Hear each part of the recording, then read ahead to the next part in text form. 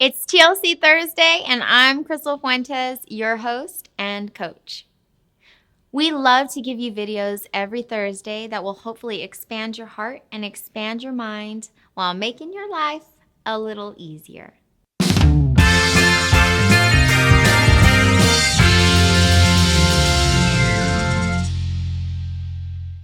Now, do you find it hard to get along with some people in your workplace? That no matter what you do, some people just always seem to get underneath your skin, that it often makes you dread going to work. Well, today we are going to talk about that because the truth is, sometimes we're going to have to be around people we don't like, and whining and complaining about it will only make it worse. So I'm going to help you get over the resisting part and get you to become a master of your work relationships. Because if you don't know, true success and fulfillment in life is about mastering the relationships around you, even if they are the ones that are most difficult. So let's get straight into it. Here are 4 types of people you'll have to deal with within your workplace. Number 1, the woe is me. This person loves to complain about everything.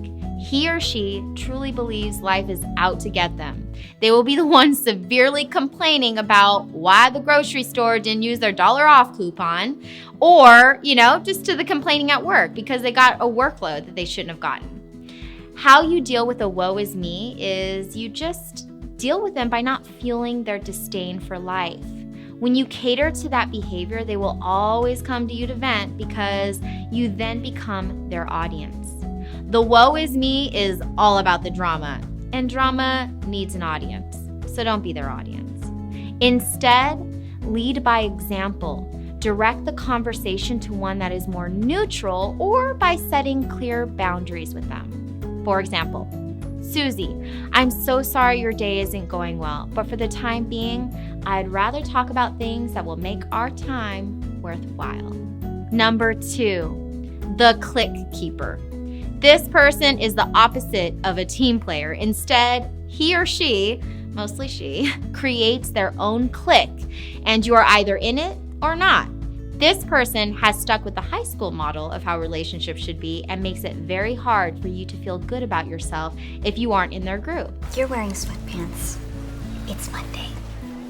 So? So that's against the rules, and you can't sit with us. Whatever. Those rules aren't real. They were real that day I wore a vest. Because that vest was disgusting. You can't sit with us! This group will be more than likely to be the gossipers on the team, as gossip needs company, and their group is perfect company. How do you deal with a clique keeper? Play Switzerland and be a neutral party. You don't have to be a part of anyone's group.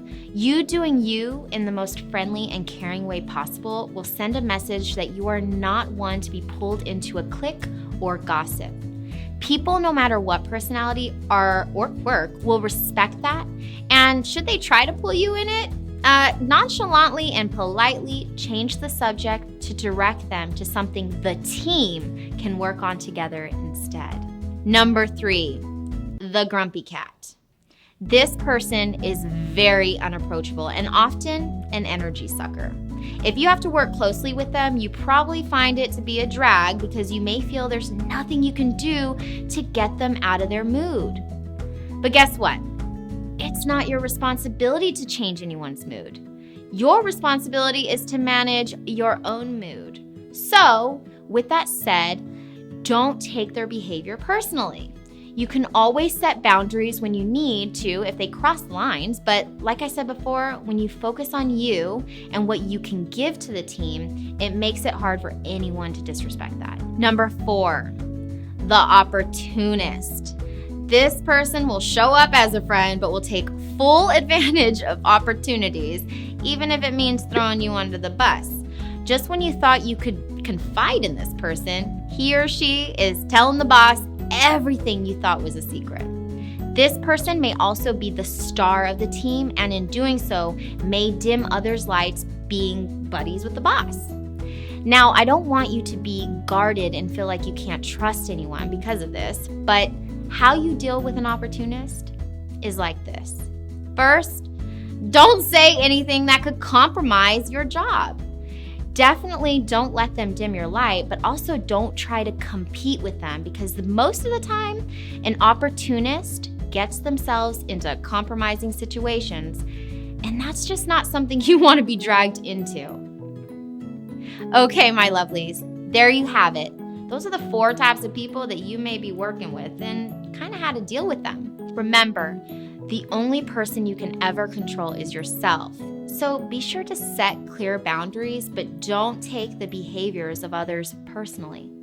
It takes a long time for people to develop behavior, so don't worry, it's not about you. But we do have to deal with people we don't necessarily like often, and the best way to do this is just to manage our own behaviors and our emotions first. Does that sound good? Cool. Now I want to hear from you. What situation did you have with the personality type I listed above, and how did you handle that?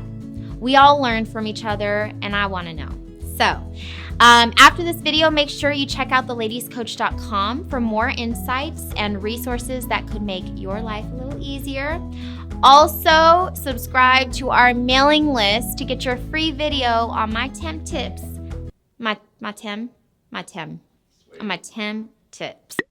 Subscribe to our mailing list to get your free video on 10 tips to being absolutely hot in your relationship. It's a good one, so don't miss it. All right, I'll see you next week for TLC Thursday. Mwah, I love you all. Like what you see? Check out last week's TLC Thursday video by clicking right here. And for more TLC goodness, head over to theladiescoach.com where you'll find loads of loving fun. Catch you next week.